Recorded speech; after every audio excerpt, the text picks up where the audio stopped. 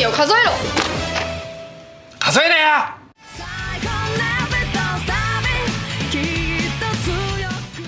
On top of Sanjo, Double was co-written by Keiichi Hasegawa, known for his work on the Ultra series, most prominently Ultraman Nexus, and has written more episodes of Ultraman than any other person. And much like Sanjo, Hasegawa is a writer that is derisive of the idea that his work is solely for small children, having in interviews called it slanderous to the effort he and his compatriots make in crafting their stories, which are intended for all audiences, and is credited as the man responsible for moving the genre as a whole back into being more like J-dramas than the, quote, shallow and unproductive nonsense the genre had devolved to in the 90s, mainly because of Toei. My issue with him is, he's not the strongest writer out there, and there are holes in his work that at times undermine his intentions, which I will get to later. Toei's best overall writer, Naruhisa Arakawa, and Gurren Lagann's Kazuki Nakashima also did a few arcs, and the series was directed by Ryuta Tasaki, Satoshi Morita, Naosuke Kurosawa, Takayuki Shibazaki, Hidenori Ishida, and former Power Rangers director Koichi Sakamoto. Yeah, Double was his first Toei series in the main director's chair, but he did some work on Maji Ranger and Geki Ranger, which got him his foot in the door for this, and his other later work. More on that later. Double's opening theme is Double BX, Double Boiled Extreme, by Aya Kamiki and Takuya Asanuma, and with its fusion of jazz and rock, it sets the stage perfectly for the neo-noir mystery series that Double is. Singing of the city that sets the stage, then the titular heroes defending it, all of which captures the themes of the show, and thus we'll just skip past it as I'm getting to it anyways. But coupled with its vibrant and dynamic, frenetic energy perfectly timed to the score, it's one of Kamen Rider's best openings ever. The series opens with The Double Search, and just as I did the first video, in media res of the Begins Night incident, which we'll be talking about later, with hard-boiled detective Sokichi Narumi and his protege Shotaro Hidori rescuing another man, only to be shot in the back. 35 seconds. Fastest death on record.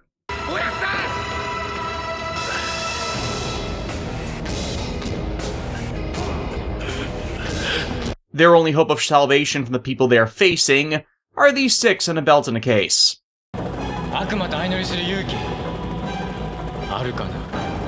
Sure, I got their card right. Where are my Persona cards?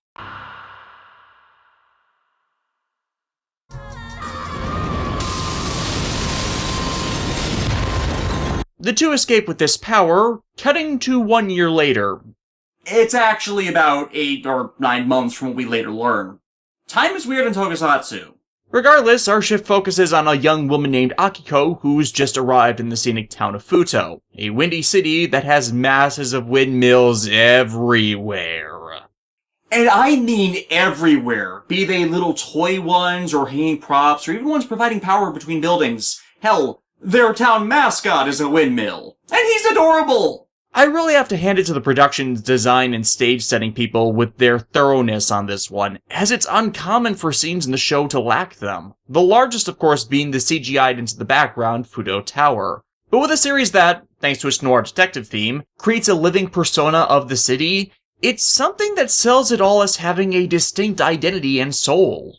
Especially since, almost every series is set and shot in Tokyo. Though thanks to Drive Saga Chaser, showcasing a case on the border of the town and factoring in the geography of the region, we do know that Futo is immediately south of Tokyo in the Toei-verse.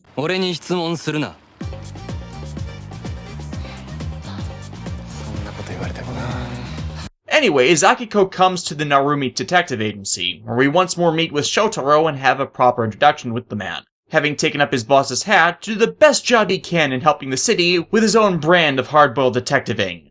ねえ、ハードボイルドって何？男の中の男の生き方。いかなる事態にも心揺れない。それがハードボイルドだ。 I'll swing back to Then Begins Night. We have a more pressing matter. An eviction notice! Yeah, this is Akiko Narumi, Sokichi's daughter. She's not seen her dad in 10 years, and when he went missing, she came to clean up his affairs, including him. However, she doesn't know her father died, a subject to discuss later, and Shotaro can't tell her because he still holds hope that it isn't true. But that's tabled as a childhood friend of Shotaro's, named Marina, comes in with a real case. Her boyfriend has gone missing. 探して。この町は俺の庭だ。安心して待ってな。 And like that, Sho takes us off to hunt him down, the series presenting Shotaro's ever-present narration to us, in this case giving a description of what he does with his life. 何一人でナレーションしてんねん。 Well, if I played the entire episode, I get flagged by content ID. Excuse me, what? Yeah, Akiko's reconsidering throwing him out, but she doesn't like what she sees. なんでお前が上から目線なわけ? 権威者だから。I love this show so damn much. They're interrupted by an attack in a vehicle tunnel, causing a building to sink right into it, the superstructure having been melted. What building? Why, one of the offices of Windscale Clothing. Windscale clothing. Hard-boiled fashion with cloth as soft as the caress of the wind. And yes, Shotaro buys all his clothing from them. This introduces us to the main two police contacts, the laid-back Jin, and his high-strung and overly reactive partner Makura. Makura is insufferable, but Jin's come to rely on Shotaro when it comes to cases like these. Why? We're police officers. We're not trained to handle this kind of violence. This is a rare series where I can use gag clips that are played totally straight within the story itself. No, the real reason is Shotaro's specialty is in fact supernatural occurrences in this town. Specifically... ご本人がいらっしゃるからだよ。目の前に。マグマ。 This is a dopant, short for doping mutant. As the series explains, by proxy of Akiko being the audience surrogate, these monsters are humans mutated by the power of Gaia memories, small USB sticks containing all the knowledge on the Earth about a concept infused into them. By inserting a Gaia memory into one's body, their users are mutated into a living incarnation, incorporating everything about the term. In this case, the dopant Magma has the power to burn and melt things. And despite its strength, it's actually a weak memory. As we're shown over the series, the more abstract a word is when used to define a Gaia memory, the more powerful it actually is, as the word itself contains more ties to knowledge. Because knowledge is power! However, there's a side effect from Gaia memory use. They over time warp the user's minds, turning them into lunatics, obsessed with the superhuman powers brought by the memory, and using it.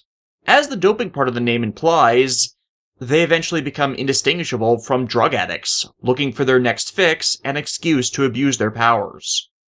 This series, from its starting point with these monsters, in a serious manner asks the question of, what if a normal person was given superpowers, and then shows the likely outcome of such a scenario? Even if they had noble intentions to their use, power corrupts. As much as we'd like to think otherwise, the reality is those with power often abuse it, and due to the drug-like nature of the memories, it's shown that it's not entirely their fault. Many of the monsters of the week are as much victims as they are villains, in part from the conduct of those distributing those devices. As 9 out of 10 users we see in the series are all lab rats, chosen to test the capability of various memories, and are thus ultimately disposable. And that's monstrous. And people say Neo Heisei can't be dark res lost its teeth. Yet you're just not seeing it as it isn't overt and balanced with better storytelling. Most of the time. You shouldn't be dark just to be dark. The show then introduces the organization Museum, helmed by the family behind Gaia Memories in their entirety, the Sonozakis, led by Ryubi and his 2 daughters Sayako and Wakana. Shown to us as Sayako reveals she has found a husband, a black market Gaia memory dealer named Kirihiko Sudo, who sold the drives for this incident and others. This arc having him be introduced into the family and given his own golden memory. Akiko, in attempting to learn all of this as Shotaro is being a bit obtuse, stumbles upon the office's back room, a massive hangar containing Shotaro's heterosexual life partner who is literally in their closet. Because damn it, everything is gay about this! It's Gaia love, don't compromise the feeling of some other guy. This is Philip, the young man Shotaro and Sokichi saved in the opener, who is rambling to himself while reading from a certain black book. No Death Notes were used in the making of this series. No, I haven't yet seen Light Up the New World. Philip has the ability to access the Gaia Library, the storehouse of all knowledge upon Earth, its information tapping into the same source the memories are made from, which in turn gives us the Cross of Fire parallel for the show.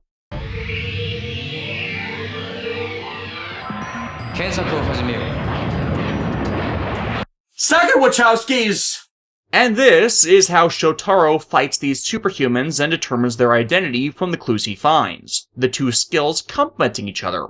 Shotaro's detective training allowing him to determine what might be a clue, and Philip the access to data needed to pin them. The keyword Shotaro provides, narrowing down the possibilities from infinite down to single books. However, Philip is a bit scatterbrained, having been kept in isolation as long as he can remember, so the new experiences he's exposed to makes him want to learn everything he can about anything he comes across.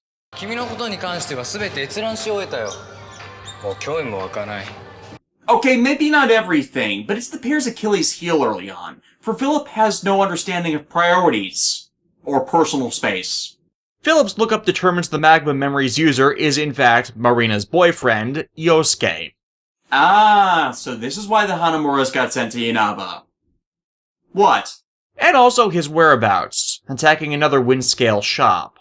Shotaro confronts him with his own Gaia memory, one's purified of the taint corrupting the dopants. 止めてやるよ。いや、俺たちか。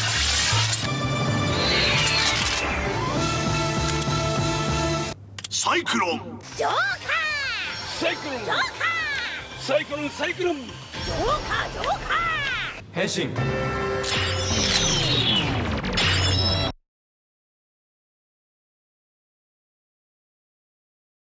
サイクロンジョーカー Ladies and gentlemen, I give you the 2-in-1 Rider, Kamen Rider Double. And Double's design is absolutely flawless. Absolutely flawless. I admit, the color asymmetry had to grow on me. I prefer perfectly symmetrical designs, but the segmented body armor details unique to each half quickly won me over. And apparently this was inspired by another Showa character as well, Baram 1, that had a similar fusion to create its hero, as well as a heat trigger form reminiscent of Kikaider and Metalder. The problem currently is, the suit kept being severely damaged due to its mishandling during the fucking Tyson movie shoots, and is currently in a state of disrepair beyond any other main rider suit. This is the Gil situation all over again. Toei does not learn.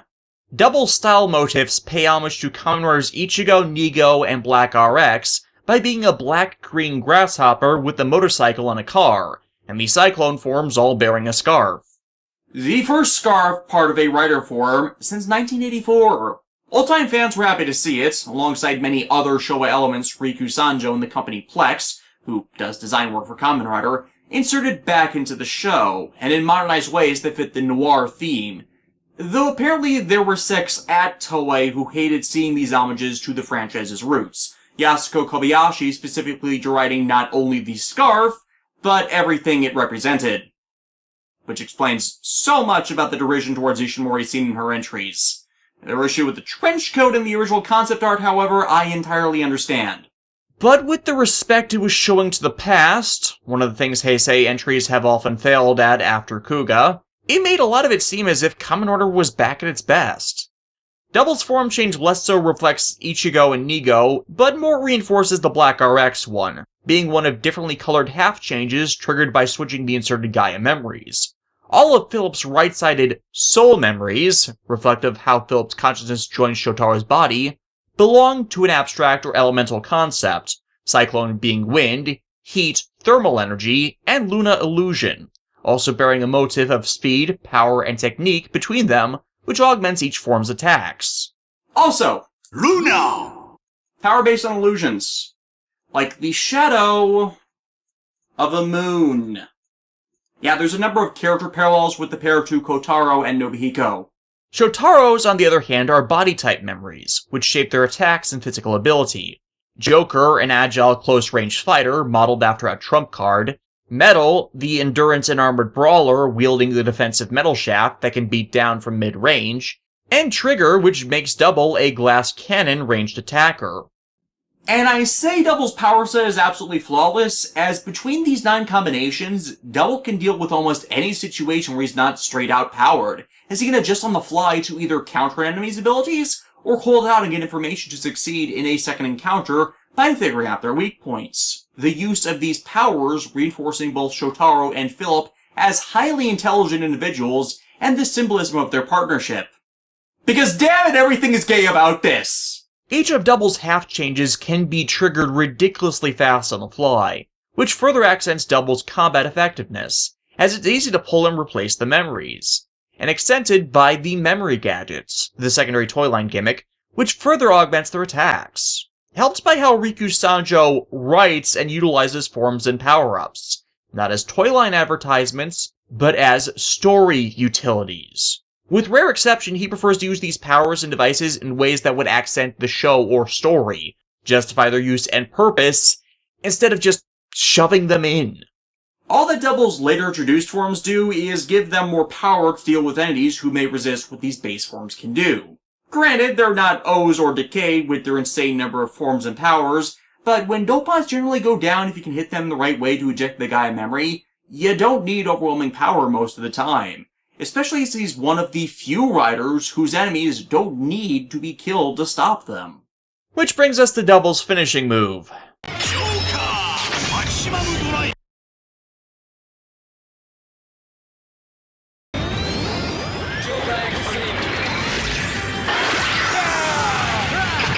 Usually the pair refer to these as memory breaks since, well, their finishing moves are meant to break the memories when they're ejected from the dopant, so their users can't regain their kaijin form and thus are pacified. The broken memory and the remains of the user's insertion port, left permanently visible after the memory break, enough evidence for conviction. However, in this case, before Shotaro can bring the cops around for Yosuke, a dinosaur head pops out of the ground and devours Yosuke like he's a ghost in Pac-Man.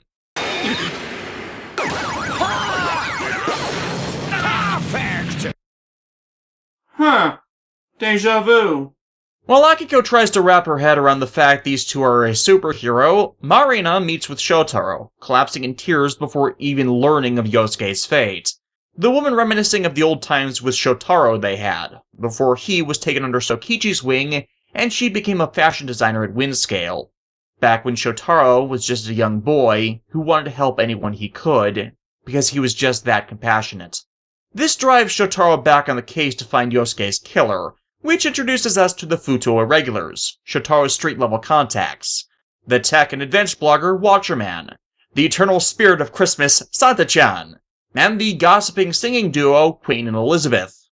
This is more of an example of Sanjo not being good with larger casts. These characters serve a role in the story, have a defined persona you wouldn't confuse with another, but are interchangeable. While Queen and Elizabeth have an arc with their clients I'll get to later, they do end up pretty superfluous despite them being used as other shortcuts for information. To be fair, they are archetypes expected of detective fiction, which likewise rarely focused much on such contacts, beyond their ability to move the story forward. That Sanjo managed to make them all recurring cast members so you could glimpse more of the character, and the moments spent with them a positive experience, are both credits to the show, as they're clearly friends beyond this professional relationship. But the focus in the series is not about their personal lives, but the cases all tied to the dopant crime wave and the struggle to topple museum. Regardless, Watcher leads him to a construction yard, where there's been an attack by the T-Rex dopant, using the memory gadgets he has on his person to try and chase it, to no avail. This site was where Yosuke bought his memory, and from this, Philip determines T-Rex's user is Marina, confirming what Shotaro already suspected.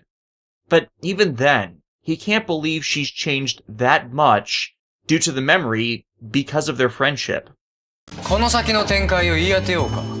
君は甘い考えを実行しようとして悪意に満ちた犯人に殺されかかる。彼女はもう T-Rex の力に飲まれている。それでも俺は信じたい。彼女は始末するしかない。やっぱお前とは意見が合わねえな。おかしいな。And this is the divide between Shotaro and Philip at the beginning. Philip is a being that only knows logic and raw knowledge, while Shotaro is defined by honed intuition, experience, and heart. Neither are stupid. Neither are wrong. They just have a differing perspective. And Shotaro can't give up on her without trying to talk her down first, even if he knows she's likely too far gone. And Philip at this point doesn't understand the concept of compassion. Half-boiled.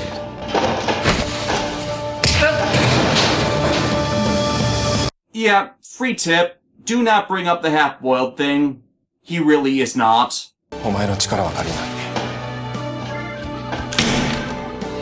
Still, trouble in paradise leads to Shotaro doing just as he was going to, meet up with Marina, and catch her red-handed with the memory. She explains that this was all a revenge scheme. A Windscale executive fired her for no reason, despite her being their best designer that's made them millions. Japan has a severe societal stigma against those who were fired from the previous profession, such a mark effectively blacklisting them from ever working in that specialty again. And that's exactly what motivated Marina to do this. She lost everything because of that man. Doesn't he deserve some payback for committing such a sin? Wouldn't this correct the wrong done to her?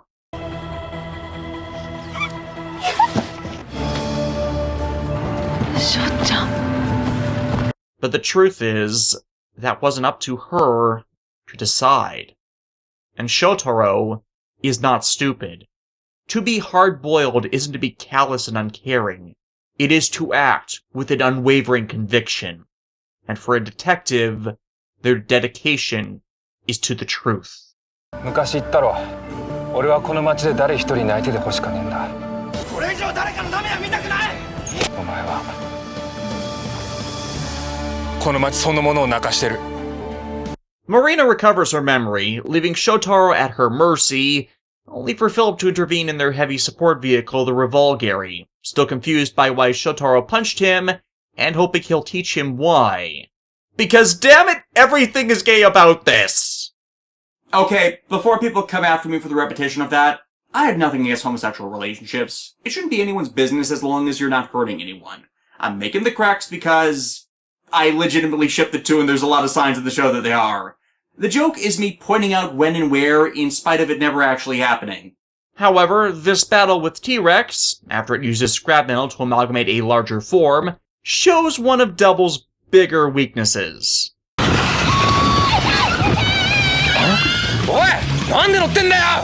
Well, she is from Osaka, they don't have weekly monster attacks. No, the weakness is Philip. Because Phil's mind rides the soul memories into Double's form, his body's a sack of potatoes that can end up targeted or hit with collateral damage. The idea previously is Philip stayed locked up in the office for his own protection, or sealed in the Revolgari. But due to Akiko dragging him away, they're all put in danger as a result. Still, this allows Double to show off more of his arsenal. His motorcycle, the Hard-Boilder, can be reconfigured using the storage bays in the Revolgari into other support craft, which can allow them more mobility in a chase like this.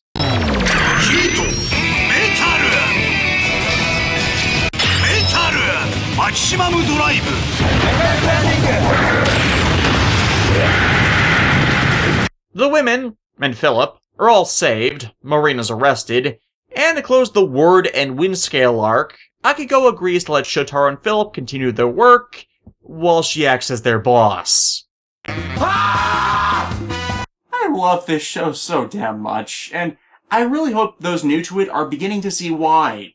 This series just succeeds on so many levels of storytelling, perfectly pacing out events and actions, all of the characters excellently playing off of each other. The humor in it comes from situation and clashes of personality entirely natural to events and not done by making anyone an idiot.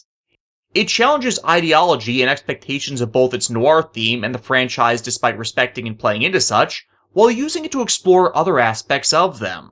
The episodes and series regularly calling Shotaro a fool for his compassionate beliefs, but nonetheless ultimately showing him to be right, not through contrivances contradicting reality, but simply the realistic situations they find themselves in, which underlie every case despite the supernatural elements. As he's not blind to reality, as has been my condemnation of other characters and series. And Akiko, while I find her annoying, does accent Shotaro and Philip and helps bring them together, the three coming to represent personifications of one's id, impulsiveness, ego, the organized realist, and superego, one's morals and critical thinking. I'll get back to this, but in a lot of ways, this series is the reconstruction of Kamen Rider, paying respect to and understanding the core elements of the franchise.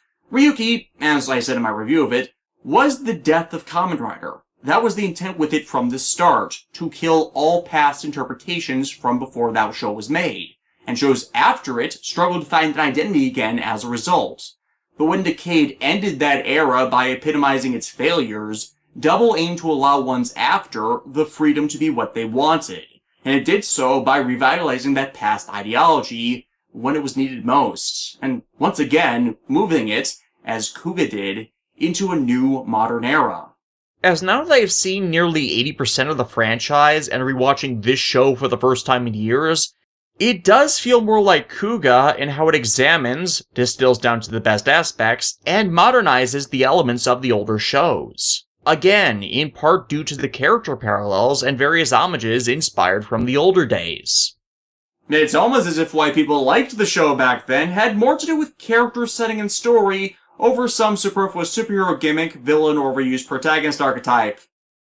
Obligatory insult to the idiocy of the spring events, which don't even get this or even try. I don't get what Shirako is doing with them anymore.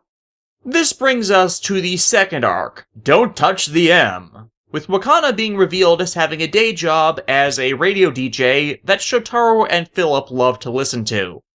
They recorded 34 real radio segments for this, airing them as part of their promotional Windwave radio network that proved itself to be a highly popular tie-in, and TV Nihon took the time to subtitle all of the Wakana segments since many of them did relate directly to what was going on in the show, and they are expanded canon.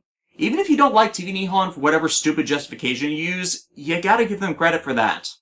This was also a new shift with the series. While the spring movies with Climax Deca started the trend of Toei making promotional webisodes or side content, the majority are wastes of time. Tongue-in-cheek, the cast out of character, the sketches unscripted or break the fourth wall, and none of them matter to anything. But Double was the Kamen Rider series to actually start having webisodes or side films actually tie into the show.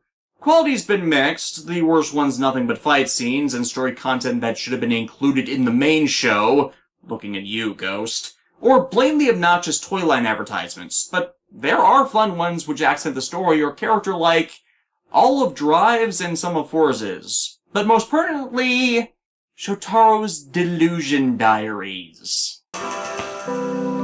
俺の名は左翔太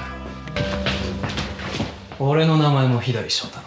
半熟には帽子は似合わねえって言ったよな、翔太郎。おい、秋子！おやっさん！おやっさん？ This is a serious detective noir series. 俺が左翔太郎。いやー！翔太郎は俺だ。And I'm Spartacus. 俺の真似はやめろ。この波動、興味深い。切れない。この街は俺の庭だ。 Anyways, because of the office tuning into the broadcast, the group learn of the Million Colossio, a secret underground gambling den. Just as a client, a pair of past years known for making some of the best sweets in the city, come in asking them to find their daughter, Yuko, and stop her from spending their money trying to win there, which has turned her into a snobby bitch. And I recognize this plot from the Toei Spider-Man show. You see what I mean about this series going back to basics and updating old stories for modern times? As this tale actually works here! As you can tell from me mentioning that incident, the dastardly plot of the villain is much the same as it was from that story. Invite people to play, let them win big so they become addicted to gambling, then serve them an increasingly severe series of losses and debt. This zigs where the show plot zags, however, as there's an actual enforceable consequence that comes into play instead of just gangster-like activity, and it comes in the form of a gentleman with a flash drive. Money! And the money dopant's power allows him to turn anything into a form of currency, as all debts are final. We're in the money, we're in the money. We've got a lot of what it takes to get along. All you need is Kohei Murakami eating people to turn this into a high-tier episode of Garo. That's how good the writing is in this series. Shotaro manages to track Yuko in an endeavor to find the Million Colosio, but because he told Akiko to stay at the office as he hasn't trained her in any detective skills yet, she impulsively follows, and as a result, he loses the tail. Yeah, he lost her because of you. Phrasing! And yeah, this is Akiko's bit for much of the series, and points after it which make her grate on me initially with how asininely obstinate she can be. It's like she starts the series as a concentration of everything I hate about toy protagonists, but pushed off so they're not actually the hero.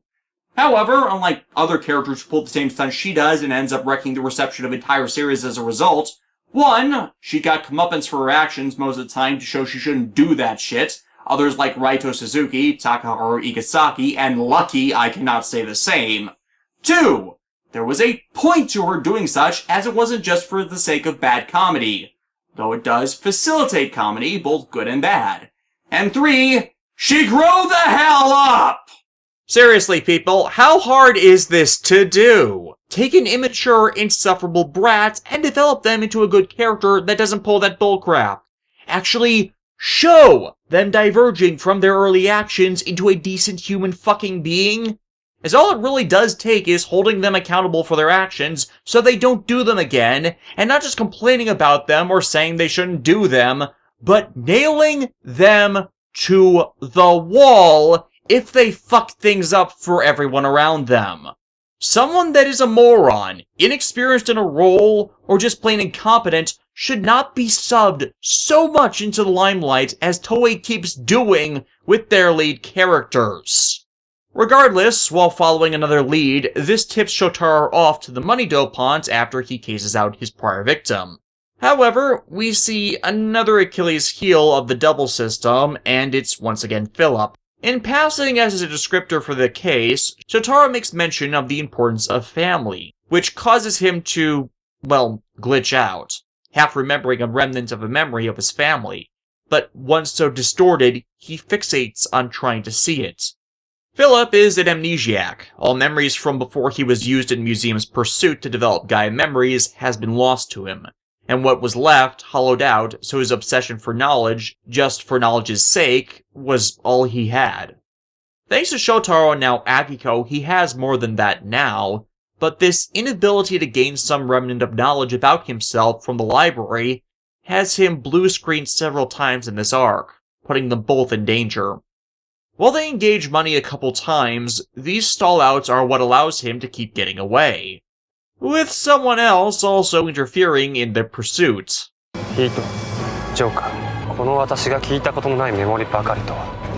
Oh, hi, Kiriko. You might want to start asking why your new family isn't telling you everything.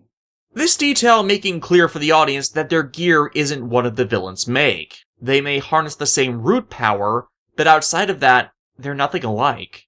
Confronting Yuko at the family's store leads to Akiko redeeming herself a bit for her earlier antics, providing a clue for Shotaro, leading him to realize that Colossio's location is being given out in code read by fan letters on Wakana's radio show, approaching her to get physical copies of them, while also flirting with Futo's princess and getting an autograph for Philip. 不思議だ。なぜこんなに惹かれるんだろう。 This gets squicky in hindsight. Philip's look-up with the clues causes them to realize that, where they lost Yuko before, it's a bus stop. Fantastic direction to connect the two scenes, by the way. the shuttle to the casino using the existing lines to transport the players in secret. They get the route, Shotaro making to follow it, only for Akiko to just straight get on the bus. And money, in turn, prevents Shotaro from following it, revealing he keeps his life coins on his person as a defense. For if one is accidentally broken, the one it's tied to will die. Akiko makes it to the casino and sees what inevitably leads to every player's fall into debt, playing Taizo Kaga, the money dopant himself, after they've been allowed to win again and again, luring them into a false sense of security so their own arrogance does them in. And Akiko, despite her stupid decisions, does show herself to be clever in her own right, as she brought the Batshot memory gadget with her, which can remote transmit video to Shotaro and Philip's paired stag phones. Probably would have been smarter for her to take and use one of the Spider Watch's remote transmitters, though. Also, these are better spy gadget tools than the Go Busters had. And would also have been smarter for her not to blow her cover when she sees Yuko lose everything. It's ironic and is always a cautionary tale. She came there with the intent to save her parents' bakery, only to be consumed by her own greed. Regardless, Akiko is taken captive. As a momentary pause in proceedings, Kirihiko properly meets with Ryubi before the wedding ceremony, the elder man proceeding to put into him. Well, I didn't vote for you. However, Kirihiko shows he's mastered his own executive memory,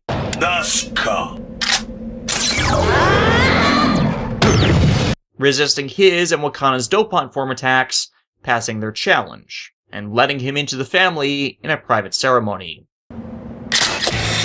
My god, their children would be horrifying. Back to Akiko's crisis, Taizo plans to kill her, only for Phil to jump in and challenge the dopant to his own games, wagering their Gaia memories as their buy-in.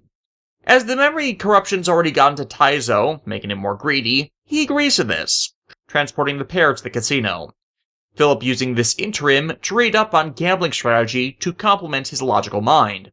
And at first, this all goes well for them, until Taizo once again uses the keyword of family to cause Philip to glitch out in panic, the loss of composure quickly losing them their stakes, meaning it's down to the final trump to pull them out of the fire. メモリとコイン全てをかけろ。俺の一番得意なゲームで勝負してやる。ババ抜きだ。 Personally, I've got an attraction to blackjack myself. Taizo, however, can read Shotaro like a book, as while I don't really buy into the whole half-boiled thing for Shotaro's character no matter how much the show tries to push it, as he really isn't, the one point I'll grant them on Shotaro not being full-on hard-boiled is he does have difficulty hiding his emotions, thus he lacks a poker face strong enough to deceive a career con artist, Taizo reading him like a book, until they're just down to one final pair of cards, and a quote from Sokichi. おやっさんが言ってたぜ。おばあちゃんはこう言ってた。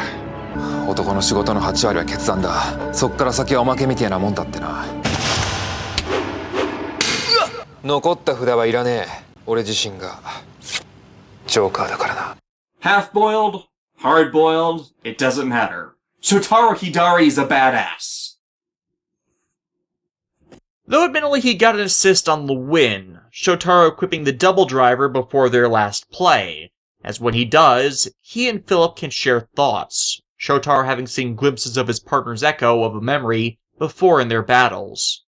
While earlier he tried to console him with other words from Sokichi, 完璧な人間なんて一人もいねえ。互いに支え合って生きていくのが人生ってゲームさ。 they weren't the right ones his partner needed to hear. As while Shokichi remains a big influence on how and why Shotaro does what he does, part of his arc this series is him stepping out of the man's shadow, taking his teachings, standing up, and making them his own. 家族それなら代わりがある。ちょっと冴えないけどね。 Because damn it, everything is gay about this! With money, taken from him, the dopant has no hostage to prevent the pair's attacks, going down hard. The case closing with Yuko returning to her family store to try and bring it out of debt the right way. But to wrap things more properly on the money/memory arc, Wakana's segments reveal the rumors of Shotaro and Philip's activities have been making the rounds. The city calling him their personal Kamen Rider. Much as most writers were treated at this point.